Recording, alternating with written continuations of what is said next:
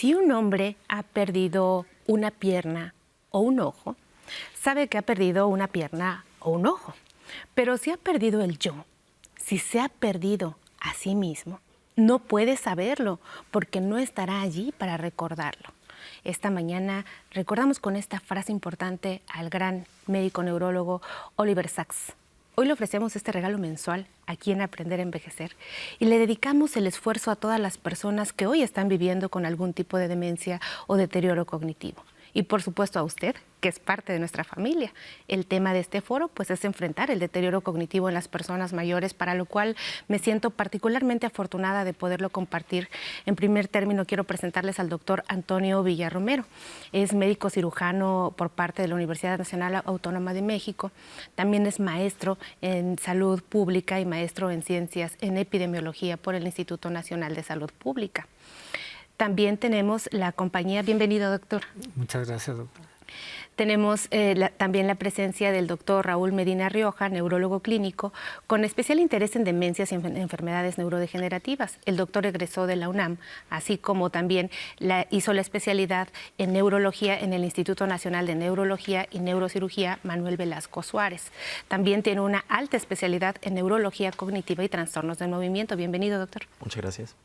Y también nos complace con su presencia esta mañana el doctor Virgilio Alejandro Hernández Ruiz. Es médico especialista en geriatría por el Instituto Nacional de Ciencias Médicas y Nutrición Salvador Subirán. También es doctor en salud pública por parte de la Universidad de Burdeos en Francia. Muchísimas gracias por estar con nosotros, doctor Virgilio. Muchas gracias, muy buenos días. Pues complacidos, muchísimas gracias por hacer posible esto, que es todo un reto. Vamos a hablar en poco tiempo de algo que les ha llevado toda la vida a formarse. Y a mí me gustaría en primer término, doctor, dirigirme a usted para preguntarle, pues aquel que esté libre de deterioro cognitivo, que tire la primera piedra. ¿Cómo se estandariza y quién sabe qué es lo normal para poder decir a quién no se le olvida algo? ¿Por qué está siendo un problema de salud pública y por qué nos preocupa tanto? Claro. Bueno, pues en primer lugar diría que es parte de un proceso de envejecimiento esperado. Conforme avanza la edad, pues es natural que vayamos perdiendo parte de nuestra memoria. ¿Esto cómo se detecta? Pues a través de varios exámenes clínicos. Hay pruebas específicas que se pueden ir aplicando y que dan lugar a sospechar, en primer lugar, que la persona puede tener un deterioro y ya después, a través de los especialistas, hacer la confirmación del diagnóstico. ¿Por qué es un problema que nos preocupa y por qué está aumentando o lo vemos más patente ahora? Pues simplemente por la esperanza de vida que está aumentando, llegamos a edades más avanzadas y entonces pues la población tiene que envejecer, pero así como envejece biológicamente, envejece de diferentes partes de su sistema. Entonces vemos que cada vez más hay cifras de deterioro más elevadas, ¿no? Doctor, ¿cómo podemos comprender, doctor Rioja, cómo podemos comprender la clasificación del deterioro cognitivo? Es decir, a mí me pasa que a veces me quejo porque se me olvidaron las llaves o porque no me acordaba que iba a hacer cierta actividad, pero realmente ¿cómo sé que esto está siendo un problema? Y sí hay una clasificación para enterarnos. Digo, hay una cosa que teme la población en general, y allá en casa no me dejarán mentir, Alzheimer, no saber quién soy yo, como lo dijimos en un principio. Claro que sí. Pues bueno, es normal que, como ya bien se mencionaba, conforme vamos envejeciendo existen ciertos olvidos, ¿no? Nuestra cognición va a ir cambiando conforme nosotros envejecemos, ¿no? Existen lo que para nosotros como clínicos existen los olvidos como de banderas rojas, o sea, cosas que una persona no era previamente y que de repente empezó a hacer. Por decir algún arquitecto, ¿no? Que esperaríamos que tuviera una gran habilidad visual y espacial, ¿no? Dimensiones, tamaños, y de repente empieza a tener problemas para manejar, para orientarse, para moverse en espacios cerrados y dices, ok, es un foco rojo, ¿no? Es difícil hacerlo de manera general, casi siempre hay que poner el contexto en el paciente, por eso las consultas a veces se llevan más que una consulta como neurología de otros temas, pues bueno, porque el contexto social es importante, ¿no? Todos somos diferentes, nuestra memoria es diferente y pues bueno, una vez que tenemos la queja o la bandera roja que hay que estudiar, pues hay que clasificarla, ¿no? Existen varias clasificaciones, son clínicas. La gran mayoría de los pacientes que ponen la consulta es por alguna duda, alguna cuestión como de memoria y nos corresponde a nosotros dividirlo. Ok, el paciente sospecho que tiene algún tipo de deterioro cognitivo, ya sea leve o mayor, que bueno, ahora es lo que antes se conocía como demencia, o en realidad está en otro espectro, ¿no? Que es algo más nuevo que empezamos a estudiar, que es esto que se llama queja subjetiva de memoria, ¿no? Que es justo lo que acabas de mencionar, ¿no? Ahora vamos a hablar un poquito más de la queja subjetiva, pero me gustaría preguntar, doctor Virgilio, ¿por qué tenemos esta alarma? Se dice que en el 2030 más o menos 78 millones de personas van a tener deterioro cognitivo, o quizás más, no sabemos. Esos son como los últimos datos. ¿Por qué está en aumento? La gente, el doctor Villa nos dice ahora, pues esto puede ser porque la gente vive más, pero se sabe en algunas otras áreas que podamos explorar de decir por qué van a aumento. Por supuesto que sí, muchas gracias por la pregunta. Desde el punto de vista precisamente de la salud pública es algo muy interesante lo que ahora conocemos como la contribución de los estilos de vida hacia ciertas manifestaciones clínicas o a condiciones en particular. Es decir, no solamente estamos viviendo más en cuanto a que las esperanzas de vida son más prolongadas tanto para mujeres como hombres, sino en países como por ejemplo los incluidos en América Latina, particularmente México, ya desde hace algún tiempo se están volviendo muy altamente prevalentes y de hecho ven aumento condiciones que también inciden sobre la salud cerebral. Problemas cardiovasculares, sedentarismo, tabaquismo, factores medioambientales que no entendíamos bien hace poco tiempo, pero que ahora empezamos a entender. Por ejemplo, golpes repetidos a la cabeza, ciertas actividades de riesgo, contaminación ambiental.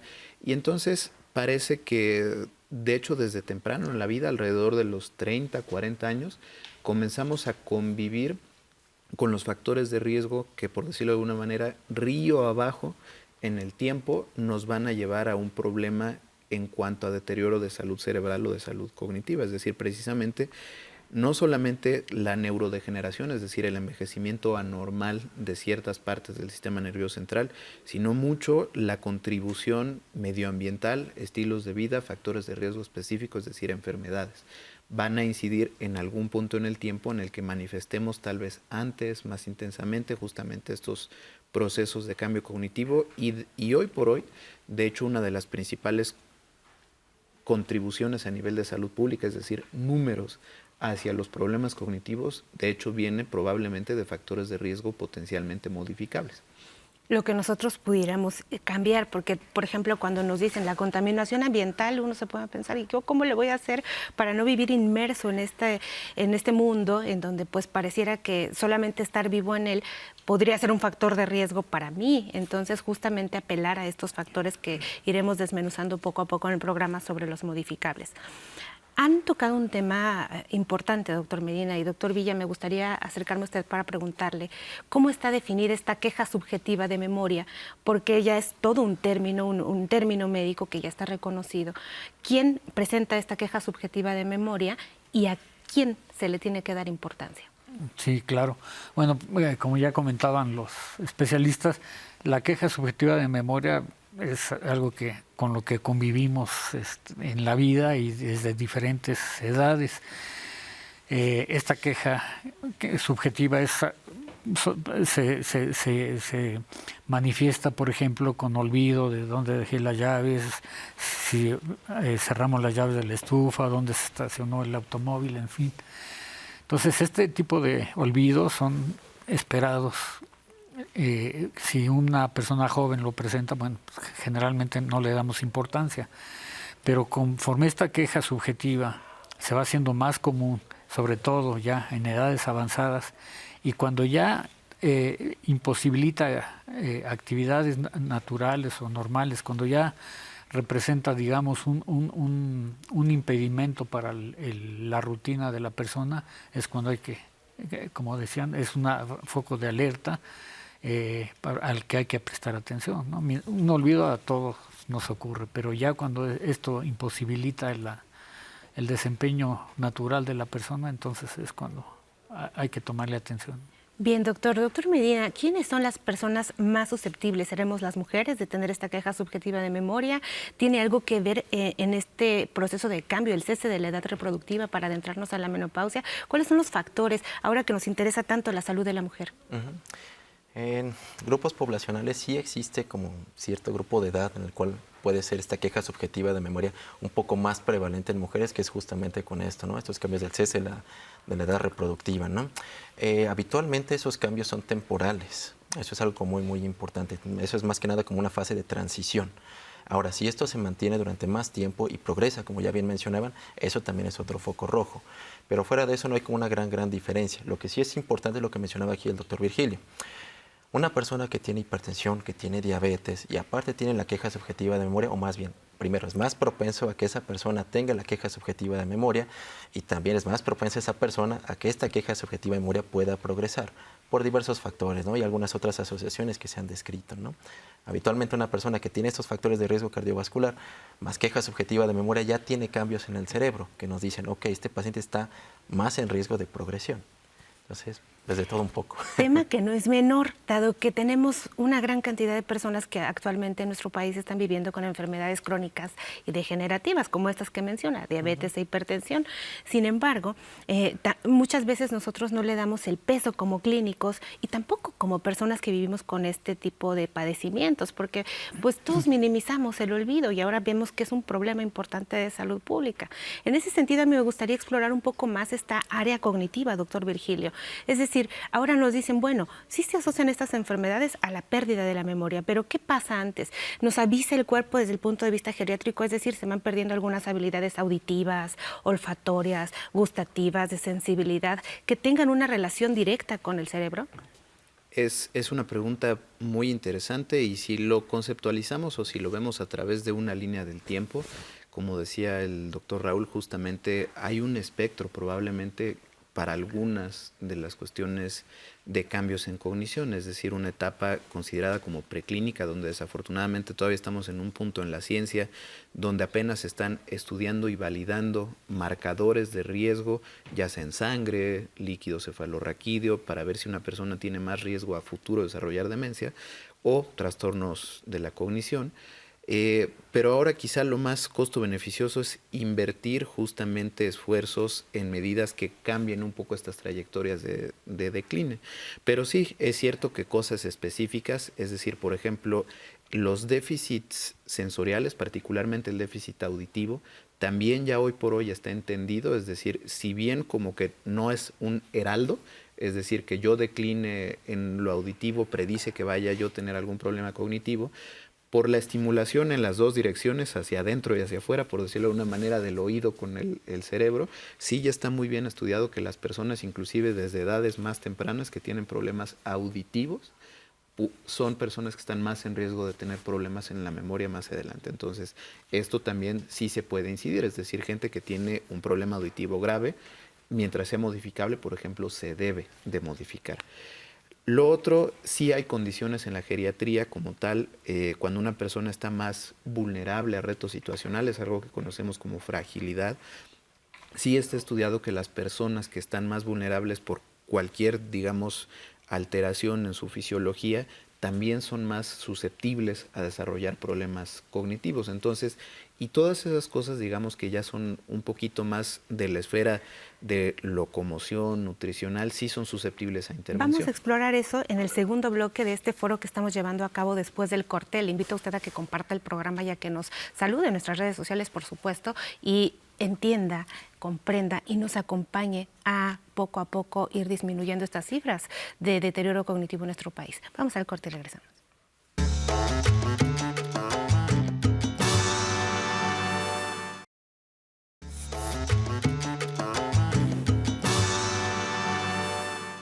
Seguimos esta mañana en el 11 platicándole a usted sobre un importante problema de salud pública que es el deterioro cognitivo y haciendo frente en compañía de grandes personalidades esta mañana. El doctor Antonio Villarromero, maestro en salud pública, nos visita de la UNAM. El doctor Raúl Medina Rioja, neurólogo clínico, nos visita del Instituto Nacional de Neurología, y el doctor Virgilio Alejandro Hernández Ruiz, médico especialista en geriatría desde el Instituto Nacional de Ciencias Médicas y Nutrición Salvador Subirán. Este regalo para ustedes esta mañana. Antes de ir al corte, nosotros platicábamos acerca de la importancia de los sentidos, de aprender a revisarnos, a entendernos. Y una de las cosas más importantes que están sucediendo actualmente es la investigación en esa área. Por eso quiero aprovechar su expertise, doctor, y lo que usted está actualmente evaluando a nivel científico en salud pública, una corte muy grande, sobre cuáles están siendo los efectos a nivel del sistema olfatorio y el deterioro cognitivo. Sí, muchas gracias. Pues bueno, parte de este proyecto que estamos llevando a cabo, efectivamente en una población que estamos siguiendo en el tiempo, es tratar de identificar factores tempranos de riesgo que puedan predecir en su momento a un mediano plazo, un corto plazo, el deterioro cognitivo en personas mayores. Entonces, entre los factores que estamos estudiando es justamente la parte olfativa, que es un sentido que está muy asociado por evidencia científica, tanto con la demencia como con la enfermedad de Parkinson. Entonces estamos haciendo pruebas de olfato, estamos viendo quiénes están con disminución en la parte olfativa, quiénes están normales, y la idea es seguirlos a ellos en el tiempo y ver si hay más presencia de enfermedad, de deterioro concretamente, entre los que tienen disminución del olfato, así como otro tipo de pruebas, ¿no? Entre esas, pues la parte de la marcha, que forma parte de un síndrome. Entonces también la lentitud de la marcha es otra parte que estamos valorando. Es como dice que ahora ya caminas lento, como perdonando el tiempo, dice la canción, ¿no? Entonces un poquito es, cuando usted dice la marcha significa el caminar de las personas. Exactamente. Lo que nos dice que en el estudio que usted está haciendo, está asociando la relación que puede haber con esta pérdida del olfato y el caminar diferente de una persona a lo largo de la vida. Exacto, caminar más lento de lo que se espera. También conforme va uno progresando en el envejecimiento, pues es normal que vaya perdiendo fuerza muscular, etcétera, pero hay tablas que dicen cuánto debe caminar una persona en una determinada distancia en forma cronometrada, cuántos segundos debería tardar habitualmente una persona, y si tarda más tiempo del que se espera, pues ya hay una disminución en esa velocidad. Doctor Villa, cuando usted habla de una etapa preclínica, nada más para que la gente sepa, es que estamos definiendo algo que ya existe, pero que no sabíamos entender cómo se manifestaba de manera temprana. Exacto. Eso es lo que usted nos quiere decir. Así es. Muy bien, doctor.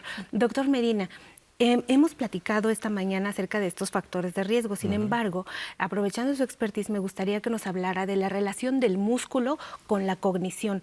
¿Se han encontrado asociaciones que entre mejor calidad de músculo o más calidad o menos calidad de músculo la persona puede tener estos problemas de deterioro cognitivo? Sí, existe una relación, pero creo que la relación tal vez sea un poco más indirecta, ¿no? Habitualmente una persona que llega a edades avanzadas con una buena reserva de músculo es una persona que se mueve más, que es mucho más activa, ¿no? Que tiene mayor incluso interacción social, ¿no? Porque pues para llegar a ver a otra persona hay que caminar, ¿no? Entonces, pues bueno, existiría una relación inversa, ¿no? Porque entre más se mueve una persona, entre más interactúe con otra, entre más actividad física que tenga, menor probabilidad tiene de tener algún tipo de deterioro cognitivo. Esa es la relación directa. Tal cual como el volumen o el tamaño de la masa per se, o sea, únicamente como ese factor aislado, o sea, es muy difícil establecer la relación. Más bien los efectos secundarios benéficos que tiene el tener mayor masa muscular. Entre mejor masa muscular, mejor cognición. Exactamente. Y que voy a aprovechar, doctor Virgilio, para preguntar acerca de la fragilidad, que es un temazo que estábamos platicando. Aquí en este foro, pues la gente ya está muy educada y ya sabe qué es la fragilidad, pero si nos hace un breve comentario sobre qué es y la relación con el deterioro cognitivo. Sí, perfecto. La fragilidad lo podemos definir o simplificar, si es que eso se puede, en un estado de vulnerabilidad incrementada a retos situacionales. ¿Por qué? Porque algo me llevó a eso, es decir, a que mi reserva funcional fisiológica haya sido reducida por algo. Y es un poco lo que decía el doctor Raúl precisamente. Las personas que tienen una reserva fisiológica reducida van a tener también una menor capacidad, por decirlo de una manera, de hacer frente a retos situacionales. Y un reto situacional también puede ser el deterioro de las funciones cognitivas. Y existe justamente una interacción entre todas las partes del organismo que ya tienen una reserva reducida, precisamente con el cerebro, contemplando o conceptualizando que en realidad el cuerpo es un sistema cerrado en el que nuestros sistemas están interactuando y hablando constantemente entre ellos. Es decir, si tenemos un sistema justamente hormonal, muscular, que está funcionando un poco menos, también lo que lleven en conjunto con el sistema nervioso central va a funcionar de una manera distinta, y es por eso que esta vulnerabilidad incrementada que pudiera ser la fragilidad sí se ha conceptualizado como un factor de riesgo para tener peores trayectorias cognitivas justamente. Pues todo un tema, Sí. la fragilidad, sobre todo cuando se convive con diabetes, por ejemplo, que es una de las condiciones que sabemos que consumen el músculo y por eso aquí también les hacemos tanto hincapié de cómo cuidarse para poder mantenerla a pesar de esta condición de salud. Ahora, llama la atención, doctor Villa, pues en todo este tema de explorar y entender. Y de decir, bueno, la medicina ha avanzado tanto, pero no hay un marcador en sangre que me diga que yo puedo tener deterioro cognitivo. Hay apolipoproteínas, hay investigación que se esté planteando actualmente para poder hacer este camino más claro. Sí, desde luego. Bueno, la búsqueda de conocimiento con respecto a esta parte, pues sí se va dirigida incluso a la parte genética, porque hay algunas personas cuyo padre, madre tuvieron una demencia temprana, pueden estar predispuestos los hijos a también desarrollar esto. Sí, desde luego hay una búsqueda en la ciencia acerca de estos determinados, digámosle, marcadores genéticos que puedan alertarnos en una etapa temprana a que esa persona puede estar predispuesta a desarrollar demencia. Entonces, bueno, eso es parte de los esfuerzos que se están haciendo, incluso también aquí en nuestro país. Muchísimas gracias, doctor, porque de pronto pensaríamos que esta investigación está pasando en todos lados y que nosotros estamos como cruzados de brazos esperando una información. Y no es así. Aquí están todos los representantes de la investigación que está sucediendo en nuestro país. Doctor Medina, la preocupación que la gente va a tener esta mañana que nos escucha es ¿qué hacemos? Ok. Primero hay que saber identificar, ¿no?, qué es lo que está pasando, ¿no? Una persona llega a la consulta con algún tipo de queja de memoria, cualquier espectro que sea, y pues corresponde a nosotros como clínicos, ¿no? Saber decir, ok, este paciente sospecho que tiene tal o tal cosa.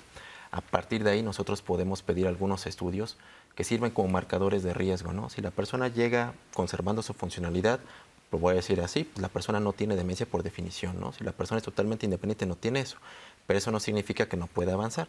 Para eso son los estudios, ¿no? Si pedimos una resonancia magnética cerebral y vemos que ya tiene ciertos cambios en ciertas zonas, pues bueno, el riesgo de progresión aumenta. Si pedimos laboratorios y tiene pues mal control metabólico y algunos otros cambios, el riesgo aumenta más y todo eso se va a ir agregando. Podemos pedir cosas más especializadas, eso es cierto, ¿no? Incluso en México ya empieza a haber la disponibilidad de algunos biomarcadores de esto, pero hay que tener mucho cuidado con cómo interpretarlos, ¿no? Idealmente eso hay que hacerlo en personas que tengan síntomas, porque todos podemos tener un biomarcador positivo y no necesariamente significa que vamos a desarrollar una enfermedad. Muchísimas gracias, doctor Medina. Doctor Virgilio, nos queda nada de tiempo y la pregunta es titánica. Rehabilitación cognitiva, ¿en quién? Estrictamente la rehabilitación cognitiva, es decir, pudiera estar destinada a cualquier persona, es decir, en realidad no necesitaríamos tener un problema para estimular la cognición, pero desde que existe la queja cognitiva subjetiva, es decir, cuando la persona percibe que tiene ese problema, en realidad sí se puedan aludir a estas pautas. Por ejemplo, existe en el portal de geriatría del instituto pautas de estimulación cognitiva que la gente puede consultar. Muchísimas gracias de verdad a los tres por este gran esfuerzo que hacen por toda la población, no solamente por venir al foro esta mañana, sino por dedicar sus vidas y lo más valioso que tienen, que es su tiempo, a la salud de las personas mayores. Muchísimas gracias, de verdad. Y a ustedes, pues gracias por estar presentes esta mañana y siempre muy puntuales para ver a qué hora empieza la sección de salud de Aprender a Envejecer. Me voy a despedir recordando al doctor Santiago Ramón y Cajal, que nos decía, es preciso sacudir energéticamente el bosque de las neuronas cerebrales adormecidas. Es menester hacerlas vibrar con la emoción de lo nuevo e infundirles nobles y elevadas inquietudes. Aquí, pues ya le infundimos una elevada inquietud esta mañana. Quédense en compañía de nuestra orquesta Anáhuac México, que va a interpretar Veneno. Hasta la próxima.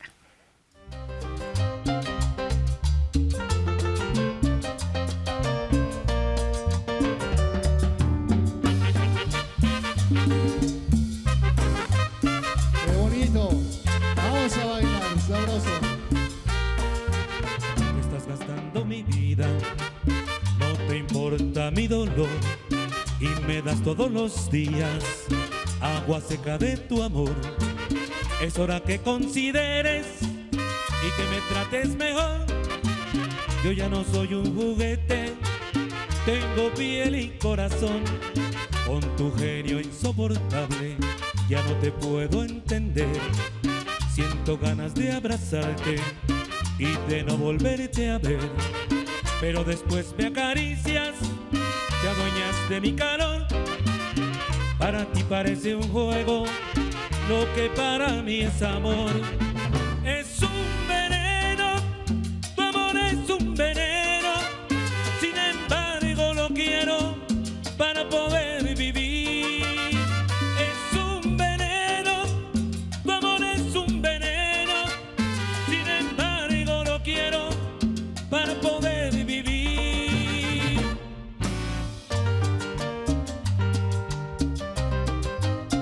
Ajá.